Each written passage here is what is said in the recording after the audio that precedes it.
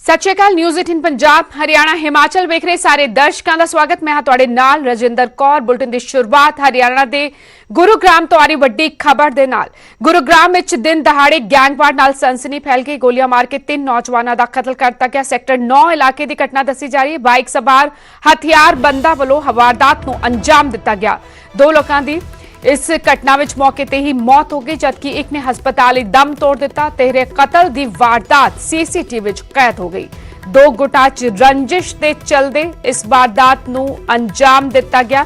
गुरुग्राम में कल दिन दहाड़े गैंगवार होने नाल सनसनी फैल गई। गोलियां मार के 3 नौजवानों का कतल कर दिता गया। सैक्टर 9 इलाके की घटना दसी जा रही है। बाइक सवार हथियारबंदां वालों वारदात नूं अंजाम दिता गया।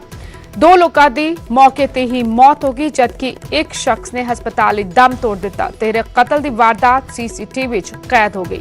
2 गुटां च आपसी रंजिश के चलते दसिया जा रहा है कि इस वारदात नूं अंजाम दिता गया। इस वारदात के सामने आने तो बाद पुलिस मौके ते पहुंची और जांच का काम शुरू किया गया। गुरुग्राम का सैक्टर 9 का इलाका किस तरह बेखौफ बदमाश शरेआम गैंगवार चल रही है और बाइका हेठा डिग्गिया हुई। दसिया जा रहा है कि आपसी रंजिश का पूरा मामला सी। 2 गुटां दी आपसी रंजिश के चलते हो रहे वेख सकते हो। मुलजमां दी तस्वीरां भी कैमरे विच कैद हुई ने। सीसीटीवी कैमरे विच कैद इन्हां मुलजमां दी तस्वीरां।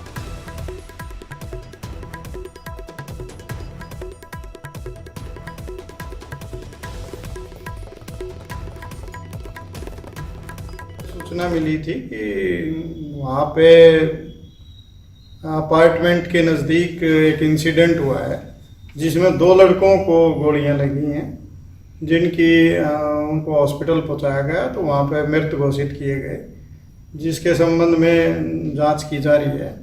और तीसरा इंसिडेंट बसई गांव का है। ये अलग इंसिडेंट है। वहाँ भी एक युवक की हत्या की गई है, तो उसके बारे में भी आपस में ये लिंक्ड हैं या नहीं है, इसके बारे में अभी इन्वेस्टिगेशन में पता चल पाएगा। तो अभी सिर्फ इतनी जानकारी प्राप्त हुई है। गुरुग्राम के सेक्टर 9 में 2 युवकों की दिन दहाड़े हत्या कर दी गई। ये दोनों युवक बाइक पर इस रास्ते से जा रहे थे कि तभी जब वो सेक्टर 9 के विंग्स अपार्टमेंट के सामने इस बाइक से पहुंचे तो उसके बाद पीछे से हमलावर आए और इन दोनों युवकों के ऊपर तबाड़तोड़ गोलियां चलानी शुरू कर दी। बताया जा रहा है कि ये दोनों जो युवक हैं ये बसई गांव के रहने वाले थे और यहाँ जब हमलावर पहुंचे थे इन दोनों युवकों ने अपनी बाइक को यहीं पर छोड़ दिया और एक युवक इस खाली जो मैदान है इसकी तरफ अपनी जान बचाने के लिए भागा, लेकिन कुछ दूरी के बाद ही हमलावरों ने उसे वहाँ पर ढेर कर दिया। जबकि जो दूसरा जो युवक था वो अपनी जान बचाने के लिए सेक्टर 9 के ही इस विंग्स अपार्टमेंट के अंदर की तरफ भागा और यहाँ पर भी हमलावरों ने उसका लगातार पीछा किया और ठीक इस अपार्टमेंट के पीछे की जो जगह है वहाँ पर घेर कर उसकी भी हत्या कर दी गई। बताया जा रहा है कि दोनों जो युवक थे जिनकी हत्या की गई है ये नज़दीक के गांव के ही रहने वाले थे और दोनों ही आपराधिक प्रवृत्ति के थे और ये पिछले कई दिनों से इनकी दूसरे जो गैंग के लोग हैं उनके साथ कहीं ना कहीं एक गैंगवार जो है वो भी चल रही थी। इसी से जोड़कर गुरुग्राम पुलिस भी इस मामले को देख रही है कि ये मामला आपसी रंजिश या फिर गैंगवार का हो सकता है। हालांकि अभी तक जो आरोपी हैं उनकी पहचान नहीं हुई है। जो मृतक हैं उनके नाम सन्नी और अनमोल बताए जा रहे हैं। फिलहाल गुरुग्राम पुलिस ने मौके पर पहुंचकर न सिर्फ आसपास के सीसीटीवी फुटेज को अपने कब्जे में लिया है बल्कि आसपास के लोगों से पूछताछ की जा रही है ताकि इस वारदात में शामिल लोगों के बारे में पता लगाया जा सके। कैमरामैन अशोक के साथ धर्मवीर शर्मा, न्यूज़ 18 गुरुग्राम। और खबर ते वधेरे जानकारी ली धर्मवीर शर्मा गुरुग्राम तो मेरे सहयोगी जुड़ चुके हैं। धर्मवीर, साफ तस्वीरें बता रही हैं कि मुलजिमों की पहचान बता रही हैं तस्वीरें। पूरी घटना सीसीटीवी में कैद हुई। अब तक पुलिस ने क्या कार्रवाई की और क्या मुलजिमों के बारे में, आरोपियों के बारे में कुछ पता चला है? कौन थे ये लोग और क्या किसी की गिरफ्तारी हुई है अभी तक? देखिए, अभी तक किसी की गिरफ्तारी इस मामले में नहीं हुई है। गुरुग्राम पुलिस ने जो पूरा मामला है इसमें पहचान कर ली है। जो भी जो हत्यारे थे उनकी पवन नाम का एक युवक है जिसके साथ इनकी रंजिश चल रही थी। उसके और उसके साथियों ने मिलकर इस हत्याकांड को अंजाम दिया है। शाम करीब 5 बजे के आसपास जब ये दोनों सन्नी और अनमोल जब यहाँ पहुंचे थे सेक्टर 9 के पास, तभी पवन और उसके जो साथी थे उन्होंने इसका पीछा किया और यहाँ पर इन दोनों की हत्या कर दी। जो तीसरी वारदात है वो बसई गांव में हुई है और वो भी जो एक युवक जिसको मारा गया है वो युवक भी इन दोनों युवकों का जानकार था, इसलिए जो घटना है उसको इसी से जोड़कर देखा जा रहा है कि वो भी घटना इसी के चलते हुई होगी, लेकिन अभी तक साफ नहीं हुआ कि क्या वो तीसरी हत्या हुई है वो इनके दोस्त थे और इसी की वजह से हुई है या उसका कारण कुछ और है। लेकिन ये जो 2 हत्याएं हैं ये एक ही वजह से हुई है। पवन नाम का एक युवक है जिसकी पहचान गुरुग्राम पुलिस ने कर ली है और ये बताया जा रहा है कि दोनों युवक जिनकी हत्या की गई है इन्होंने एक किसी प्लॉट को लेकर के कब्जा किया था और उस प्लॉट के कब्जे के बाद ही आपस में पवन और इनकी रंजिश कई दिनों से चल रही थी और कई दिनों से इनका पीछा किया जा रहा था और कल मौका देखकर पवन और उसके साथियों ने इन दोनों को मौत के घाट उतार दिया। शुक्रिया धर्मवीर तमाम जानकारी के लिए। सो इस वक्त ਇਹ ਤਸਵੀਰਾਂ ਜਿਹੜੀਆਂ ਨੇ ਸਾਫ਼ ਪੂਰੀ ਘਟਨਾ ਬਿਆਨ ਕਰ ਰਹੀਆਂ ਨੇ, ਸੀਸੀਟੀਵੀ ਵਿੱਚ ਕੈਦ ਹੋਈਆਂ ਇਹ ਤਸਵੀਰਾਂ ਕਿਸ ਤਰ੍ਹਾਂ ਬਾਈਕ ਸਵਾਰ ਬਦਮਾਸ਼ਾਂ ਨੇ 2 ਲੋਕਾਂ ਨੂੰ ਗੋਲੀਆਂ ਦੇ ਨਾਲ ਭੁੰਨ ਦਿੱਤਾ। ਦੋਵਾਂ ਦੀ ਮੌਕੇ ਤੇ ਹੀ ਮੌਤ ਹੋ ਗਈ। ਇੱਕ ਹੋਰ ਸ਼ਖਸ ਦੀ ਮੌਤ ਹੋਈ ਜਿਹੜਾ ਕਿ ਮ੍ਰਿਤਕਾ ਦਾ ਸਾਥੀ ਦੱਸਿਆ ਜਾ ਰਿਹਾ ਹੈ। ਹਾਲਾਂਕਿ कि रंजिश इस घटना ਨੂੰ अंजाम ਦਿੱਤਾ ਦੱਸਿਆ ਜਾ ਰਿਹਾ ਹੈ कि पुरानी रंजिश चल रही सी इन्हां दोवां गुट्टां विच ਅਤੇ गैंगवार ਦਾ पूरा मामला ਦੱਸਿਆ ਜਾ ਰਿਹਾ है। फिलहाल मुलजिम पुलिस की गिरफ्त तो बाहर ने, हालांकि मुलजिमां ਦੀਆਂ तस्वीरां कैमरे विच कैद हो चुकियां ने।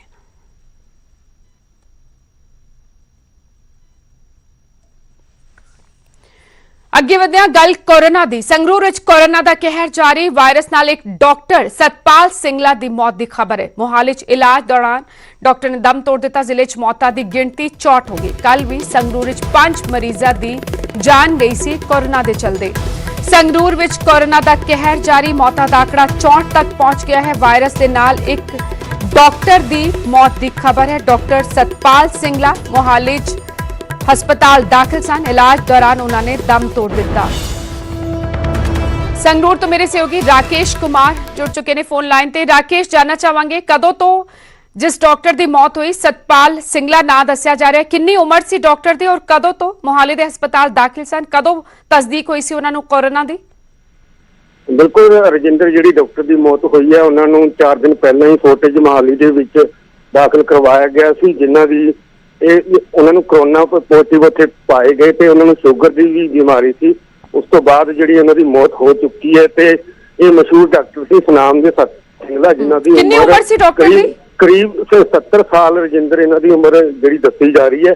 तो अज इन्हों का शव इत्थे लिया जाएगा। तो रजिंदर मैं ये भी दस देना चाहना कि कल भी जड़ियां है संगरूर जिले के 5 मौतां हुई ने तो लगातार मौतां हो रही ने। कोई भी दिन इस तरह नहीं जा रहा है जिस दिन मौत नहीं हो रही। 10 दिनों के अंदर करीब 20 मौतां हो चुकी ने। जेकर आप ताज़ा हालातों की गल करिए तो 1671 जेडे पॉजिटिव जेडे कोरोना पॉजिटिव ने मरीज आए ने 1294 ठीक हो चुके हैं तो 314 एक्टिव ने। हुण तक जी 64 की मौत हो चुकी है। रजिंदर ठीक, शुक्रिया राकेश तमाम जानकारी लिए। सो एक डॉक्टर की मौत हुई है। संगरूर के नाल संबंधित डॉक्टर सन, उम्र 70 साल दसी जा रही है। शुगर के मरीज सन। डॉक्टर अते मोहाली हस्पताल दाखिल कराया गया सी, उन्होंने इलाज लिया। इलाज दौरान डॉक्टर ने दम तोड़ दिता। मौतां दा आंकड़ा संगरूर विखे 64 हो गया है।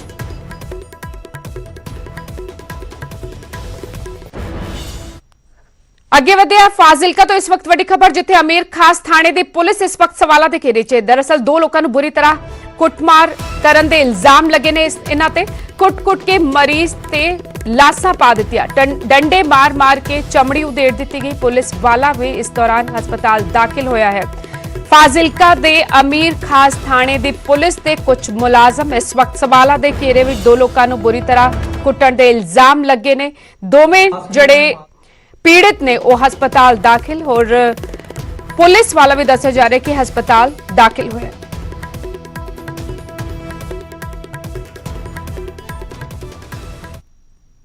टोल टैक्स से नाका लग्या होया सी। जिवें असीं नाके ते पहुंचे ते पुलिस वाले कहंदे हना तुसीं डिग्गी चैक करो। मैं निकलिया, मामा जी विच बैठे सी, मैं डिग्गी चैक कराई। ठीक है, डिग्गी कुछ नहीं, इन्हें चैक कर ली, बंद करती मैं डिग्गी। फिर मैनू कहते तू मास्क नहीं लाया, मास्क ला। मैं मास्क लाने चला गया अंदर, गड्डी दे मास्क चकन चला गया। उस तो बाद की होया जी, ओए मामा जी नूं कहंदे भी तू बाहर निकल, ते मामा जी निकलदे नाल चपेट मारी इस सब्जे ने आप। तो उस तो बाद की होया जी, जिवें उन्होंने चपेट मारी मामा जी नूं, ठीक है, ये सारे साडे दुआले हो गए। मैं जब भज गया, मैं कहा भी ये क्यों कर रहे हो तुसीं? ते इन्हां ने फिर उत्थे लटा के 40-50 मिनट सानूं कुੱਟਿਆ। मैं गया तो SHO साहब सड़क पर डिगे पे थे। कई 2 बंदिਆਂ ਨੂੰ बाकी नाका पार्टी जी खड़ी सी, इन्होंने धक्के धुक्के मारे, पग पुग लाती। मुड़ के इन्होंने उत्थे पता नहीं की झगड़ा आया की नहीं आया। उस तो बाद मैं इन्हों बिठा के ਥਾਣੇ ਲੈ ਆਏ ਪਹਿਲਾਂ, ਫਿਰ ਮੈਡੀਕਲ ਕਰਾਉਣ ਵਾਸਤੇ ਇੱਥੇ ਹਸਪੀਟਲ ਲੈ ਕੇ ਆਏ। ਜਿਹੜੇ ਬੰਦੇ ਦੋ ਤੁਸੀਂ ਕਹਿੰਦੇ ਫੜੇ ਹੋਏ ਸੀਗੇ ਉਹਨਾਂ ਨੂੰ ਕੁੱਟਿਆ ਜਾ ਰਿਹਾ ਸੀਗਾ, ਸਿੰਪਲੀ ਫੜਿਆ ਹੋਇਆ ਮੇਰੇ ਸੀ? ਸਾਹਮਣੇ ਨਹੀਂ ਕੁੱਟਿਆ ਜਾ ਰਿਹਾ। ਉਹਨਾਂ ਤੇ ਤਾਂ ਨਿਸ਼ਾਨ ਬਹੁਤ ਨੇ ਕੁੱਟ ਗਏ ਜੀ। ਉਹ ਤਾਂ ਹੁਣ ਡਾਕਟਰ ਸਾਹਿਬ ਨੇ ਦੇਖੇ ਨੇ ਜੀ। ਅੱਗੇ ਵਧੇ ਫਤਿਹਗੜ੍ਹ ਸਾਹਿਬ ਵਿੱਚ ਡਾਕਟਰਾਂ ਦੀ ਲਾਪਰਵਾਹੀ ਕਾਰਨ ਇੱਕ ਨੌਜਵਾਨ ਦੀ ਮੌਤ ਦਾ ਮਾਮਲਾ ਸਾਹਮਣੇ ਆਇਆ। ਪਰਿਵਾਰ ਮੁਤਾਬਿਕ ਪੇਟ ਦਰਦ ਅਤੇ ਉਲਟੀਆਂ ਦੀ ਸ਼ਿਕਾਇਤ ਤੋਂ ਬਾਅਦ 17 ਅਗਸਤ ਨੂੰ ਨੌਜਵਾਨ ਨੂੰ ਸਿਵਲ ਹਸਪਤਾਲ ਦਾਖਲ ਕਰਵਾਇਆ ਗਿਆ ਸੀ, ਜਿੱਥੇ ਉਸ ਦੀ ਤਬੀਅਤ ਖਰਾਬ ਹੋ ਗਈ। ਡਾਕਟਰਾਂ ਨੇ ਉਸ ਨੂੰ ਪਟਿਆਲਾ ਦੇ ਰਾਜਿੰਦਰਾ ਹਸਪਤਾਲ ਰੈਫਰ ਕਰ ਦਿੱਤਾ, ਜਿੱਥੇ ਉਸਨੇ ਦਮ ਤੋੜ ਦਿੱਤਾ। ਰਾਜਿੰਦਰਾ ਹਸਪਤਾਲ ਦੇ ਡਾਕਟਰ ਮੁਤਾਬਿਕ ਮ੍ਰਿਤਕ ਦੀ ਡੇਂਗੂ ਦੀ ਰਿਪੋਰਟ ਪੋਜ਼ਿਟਿਵ ਆਈ ਹੈ। ਪਰਿਵਾਰ ਦਾ ਇਲਜ਼ਾਮ ਹੈ ਕਿ ਫਤਿਹਗੜ੍ਹ ਦੇ ਸਿਵਲ ਹਸਪਤਾਲ ਦੇ ਡਾਕਟਰਾਂ ਦੀ ਲਾਪਰਵਾਹੀ ਕਾਰਨ ਉਹਨਾਂ ਦੇ ਬੇਟੇ ਦੀ ਮੌਤ ਹੋਈ। ਉਧਰ ਡਾਕਟਰ ਪਰਿਵਾਰ ਦੇ ਇਲਜ਼ਾਮਾਂ ਨੂੰ ਨਕਾਰ ਰਹੇ ਨੇ। ਡਾਕਟਰ ਮੁਤਾਬਿਕ ਨੌਜਵਾਨ ਦੀ ਤਬੀਅਤ ਅਚਾਨਕ ਵਿਗੜਨ ਤੇ ਉਸ ਨੂੰ ਪਟਿਆਲਾ ਰੈਫਰ ਕੀਤਾ ਗਿਆ ਸੀ।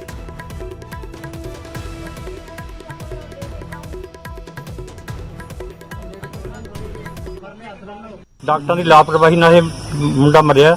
ਜਾਨੀ ਬਿਮਾਰੀ ਕੁਝ ਹੋਰ ਸੀਗੀ, ਇਲਾਜ ਕੁਝ ਹੋਰ ਕਰਦੇ ਆ। ਡੇਂਗੂ ਬਾਰੇ ਤਾਂ ਇਹਨਾਂ ਨੇ ਦੱਸਿਆ ਹੀ ਨਹੀਂਗਾ। ਡੇਂਗੂ ਬਾਰੇ ਅੱਜ ਰਿਪੋਰਟ ਦਿੱਤੀ ਹੈ ਵੀ ਅੱਜ ਡੇਂਗੂ ਸੀਗਾ। ਲਿਸਟ ਹੈਗੀ ਆਪਣੇ ਕੋਲ, ਫੋਟੋ ਅੱਜ ਦੱਸਿਆ ਜੀ। ਪਹਿਲਾਂ ਇਹਨਾਂ ਨੇ ਦੱਸਿਆ ਨਹੀਂਗਾ ਵੀ ਇਹਨੂੰ ਮੁੰਡੇ ਨੂੰ ਡੇਂਗੂ ਹੈ। ਤੇ ਅਲਟਰਾਸਾਊਂਡ ਜਦੋਂ ਕਰਾਇਆ ਉਸ ਤੋਂ ਪਹਿਲਾਂ ਪਿਸ਼ਾਬ ਬੰਦ ਹੋ ਗਿਆ। ਪਹਿਲਾਂ ਉਹਨਾਂ ਨੇ ਅਲਟਰਾਸਾਊਂਡ ਵੀ ਉਹਨਾਂ ਨੇ ਹੁਕਮ ਨਹੀਂ ਦਿੱਤਾ ਵੀ ਅਲਟਰਾਸਾਊਂਡ ਤੁਸੀਂ ਕਰਾਓ। ਕੱਲ ਸ਼ਾਮ ਨੂੰ ਇਹਨੂੰ ਸਾਹ ਲੈਣ ਦੀ ਦਿੱਕਤ ਆ ਗਈ ਸੀ। ਫਿਰ ਅਸੀਂ ਇਹਨੂੰ ਰਜਿੰਦਰਾ ਹਸਪੀਟਲ ਰੈਫਰ ਕਰਿਆ, ਜਿੱਥੇ ਕਿ ਸਾਨੂੰ ਪਤਾ ਲੱਗਾ ਕਿ ਉੱਥੇ ਜਾ ਕੇ ਇਹਦੀ ਡੈਥ ਹੋ ਗਈ। ਸਰ ਡੇਂਗੂ ਦੱਸਿਆ ਜਾ ਰਿਹਾ ਇਹਨੂੰ? ਡੇਂਗੂ ਵੀ ਹੋ ਸਕਦਾ ਨਾਲ ਇਹਦੇ। ਅੱਛਾ, ਰਿਪੋਰਟ 'ਚ ਆਇਆ ਡੇਂਗੂ? ਹਾਂਜੀ, ਡੇਂਗੂ ਹੋ ਸਕਦਾ। ਸਰ ਉਹ ਲਾਪਰਵਾਹੀ ਦਾ ਇਲਜ਼ਾਮ ਵੀ ਲਾ ਰਹੇ ਨੇ ਵੀ ਸਾਡੇ ਬੇਟੇ ਦੀ ਕੇਅਰ ਨਹੀਂ ਹੋਈ ਇੱਥੇ ਨਹੀਂ, ਹਸਪਤਾਲ 'ਚ। ਸਾਰੇ ਡਾਕਟਰਾਂ ਨੇ ਦੇਖਿਆ, ਸਾਰੇ ਮੈਡੀਸਨ ਵਾਲੇ ਡਾਕਟਰ ਨੇ ਦੇਖਿਆ, ਸਰਜਨ ਨੇ ਦੇਖਿਆ। ਇਸ ਤਰ੍ਹਾਂ ਦੀ ਕੋਈ ਗੱਲ ਨਹੀਂ ਹੈਗੀ। ਖਬਰ ਮੋਗਾ ਤੋਂ, ਜਿੱਥੇ ਭੈਣ ਭਰਾ ਦੀ ਸ਼ੱਕੀ ਹਾਲਾਤ ਵਿੱਚ ਮੌਤ ਹੋ ਗਈ। ਦੋਹਾਂ ਨੂੰ ਪੇਟ ਦਰਦ ਦੀ ਸ਼ਿਕਾਇਤ ਹੋਈ ਸੀ। ਹਸਪਤਾਲ ਹੀ ਦੋਹਾਂ ਨੇ ਦਮ ਤੋੜ ਦਿੱਤਾ।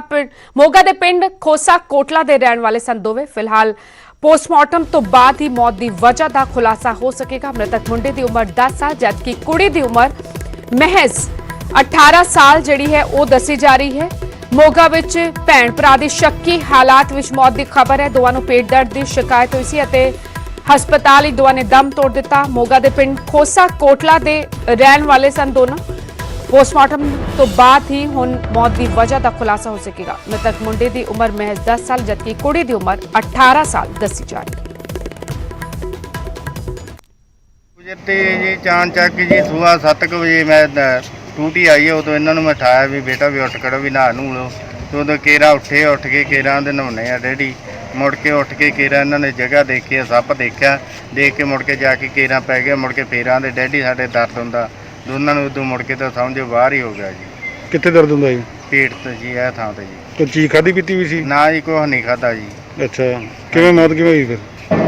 ਜੀ ਸਮਝ ਬਾਹਰ ਹੀ ਹੋ ਗਈ ਜੀ। ਉਹ ਬੱਚੇ ਨੂੰ ਤਾਂ ਮੈਂ ਤੜਕੇ ਆਂਦਾ ਹੀ ਕਿ ਵੀ ਸਗਾਂ ਦੀ ਚਾਹ ਪੀ ਲਾ ਤੂੰ। ਉਹਨਾਂ ਦਾ ਮੈਂ ਪੀਣਾ, ਉਹਨੂੰ ਤਾਂ ਮੈਂ ਭਾਂਡੇ 'ਚ ਪਾ ਕੇ ਰੱਖਤੀ ਤੇ ਗੁੜਗਾ ਹਜੇ ਉੱਠੀ ਨਹੀਂ ਸੀਗੀ। ਉੱਠ ਕੇ ਤੇ ਫੇਰ ਪੈ ਗਈ ਕਿ ਉਹ। ਹਾਂਜੀ, ਉਹਨਾਂ ਦੀ ਮੈਂ ਉੱਠ ਕੇ ਫੇਰ ਪਿਆ। ਕਿੰਨੀ ਉਮਰ ਸੀ ਬੱਚਿਆਂ ਦੀ? ਬੱਚੇ ਦੀ ਜੀ, ਮੁੰਡੇ ਦੀ ਤਾਂ ਸੀਗੀ 10 ਸਾਲ ਦੀ, ਲੜਕੀ ਦੀ ਸੀਗੀ ਜੀ 18 ਸਾਲ। ਹੁਣ ਗੱਲ ਜਲੰਧਰ ਦੀ, ਜਿੱਥੇ ਸਿਵਲ ਹਸਪਤਾਲ ਵਿੱਚ ਉਦੋਂ ਹੜਕੰਪ ਮਚ ਗਿਆ ਜਦੋਂ ਇੱਕ ਨਵਜੰਮਾ ਬੱਚਾ ਗਾਇਬ ਹੋ ਗਿਆ। ਪੀੜਿਤ ਪਰਿਵਾਰ ਨੇ ਹਸਪਤਾਲ ਤੇ ਗੰਭੀਰ ਇਲਜ਼ਾਮ ਲਗਾਏ ਨੇ।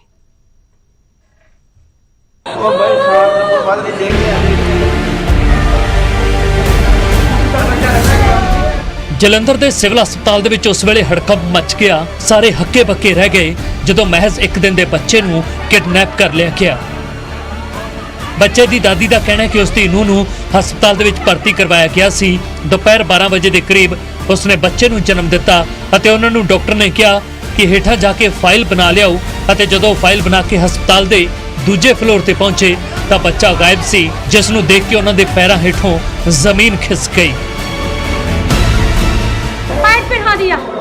पैड पहना के बोला मैडम की जा फाइल बना के लेके आ। फाइल बनाने गया, 2 घंटा के बाद आया मैं फाइल बना के। तो अंदर फाइल डॉक्टर के पास गया तो डॉक्टर के फाइल दिखाया तो कहा कि इसको नाम से फाइल है, तो कहा कि खुशबू देवी के नाम से। तो कहा तू जाल बतियाने आया है, यहाँ आती फंसाने आया है, यहाँ फाइल आती बच्चा उच्चा कोई नहीं है यहाँ, तू जा फाइल लेके बाहर, बच्चा उच्चा नहीं है। हम जबरदस्ती बच्चा के चेक करने लगा, मेरे को धक्का मार के बाहर परिवार वालों पुलिस ਨੂੰ सूचना दे दी गई ਅਤੇ पुलिस वालों हस्पताल ਦੀ CCTV खंगाली जा रही है ਤੇ ਮੁਲਜ਼ਮ ਨੂੰ ਜਲਦ ਫੜਨ ਦਾ ਦਾਅਵਾ ਕੀਤਾ ਜਾ ਰਿਹਾ ਹੈ। सब इंटीमेशन आई है जो कि आप मौके ਮੌਕੇ ਤੇ ਆਏ ਹਾਂ। ਹੁਣ ਸਾਰੇ ਵੀ ਜਿਹੜੇ ਵੀ ਨਰਸਿਸ ਹੈ ਜਾਂ ਡਾਕਟਰ ਹੈ ਜਿਹੜੇ ਕਿ ਉਸ ਟਾਈਮ ਮੌਜੂਦ ਸੀਗੇ ਜਦ ਸਾਰਾ ਇੰਸੀਡੈਂਟ ਹੋਇਆ, ਤਾਂ ਆਪਾਂ ਮੌਕੇ ਤੇ ਆਏ ਹਾਂ, ਉਹਨਾਂ ਦੀ ਪੁੱਛਗਿੱਛ ਕਰ ਰਹੇ ਹਾਂ। ਤੇ ਜਿਹੜੇ ਫੈਮਿਲੀ ਹੈ ਬੱਚੇ ਦੀ ਉਹਦੇ, ਕਿਉਂਕਿ ਉਹਦੇ ਕੁਝ ਮੈਂਬਰ ਹਾਜ਼ਰ ਸੀਗੇ, ਕੁਝ ਨਹੀਂ ਸੀਗੇ, ਉਹ ਸਾਰਿਆਂ ਨਾਲ ਗੱਲਬਾਤ ਕਰ ਰਹੇ ਹਾਂ। ਸਾਰਾ ਮਾਮਲੇ ਨੂੰ ਤਸਦੀਕ ਕਰਕੇ ਅਗਲੀ ਕਰ ਰਹੇ ਹਾਂ। ਸਵਾਲ ਸਿਹਤ ਵਿਭਾਗ ਤੇ ਸੁਰੱਖਿਆ ਨੂੰ ਲੈ ਕੇ ਖੜੇ ਹੁੰਦੇ ਨੇ ਕਿ ਦਿਨ ਦਿਹਾੜੇ ਕਿਵੇਂ ਕੋਈ ਬੱਚੇ ਨੂੰ ਲੈ ਕੇ ਫਰਾਰ ਹੋ ਗਿਆ, ਜਿਸ ਨੇ ਕਾਨੂੰਨ ਵਿਵਸਥਾ ਅਤੇ ਹਸਪਤਾਲ ਦੇ ਪ੍ਰਬੰਧਾਂ ਤੇ ਇੱਕ ਪ੍ਰਸ਼ਨ ਚਿੰਨ੍ਹ ਲਾ ਦਿੱਤਾ ਹੈ। ਜਲੰਧਰ ਤੋਂ ਸੁਰਿੰਦਰ ਕੰਬੋਜ, ਨਿਊਜ਼ 18।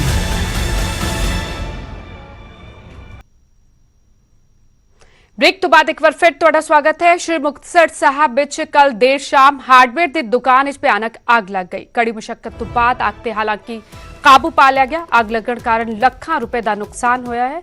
अग लगण का कारण शॉर्ट सर्किट दस्सिया जा रहा है।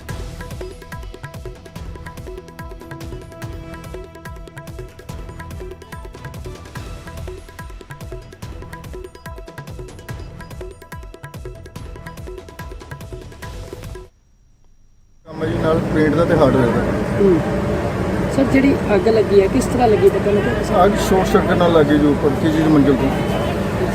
ਕਿੰਨੇ ਦਾ ਨੁਕਸਾਨ ਜਿਹੜਾ ਦੱਸਿਆ ਗਿਆ? ਘੱਟੋ ਘੱਟ ਆਈਡੀਆ ਹੈਗਾ 25 ਤੇ 30 ਲੱਖ ਦਾ। ਤੁਹਾਡਾ ਕੋਈ ਬੀਮਾ ਕਰਾਇਆ ਕਿਸੇ ਤਰ੍ਹਾਂ ਦਾ? ਬੀਮਾ ਇੰਸ਼ੋਰੈਂਸ ਨਹੀਂ ਹੈਗਾ।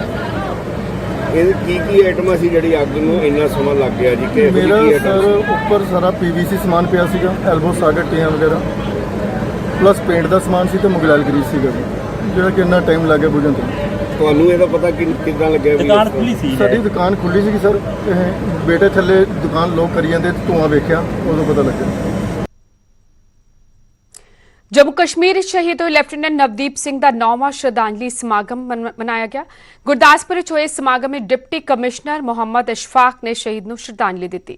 मोहल्ला संत नगर शहीद की रिहाइश विच उन्हां नूं याद किया गया। अशोक चक्कर जेतू शहीद नवदीप सिंह जम्मू कश्मीर के बांदीपुरा जिले के गुरेज सैक्टर 12 अतवादियों नूं मार के शहीद हो गए।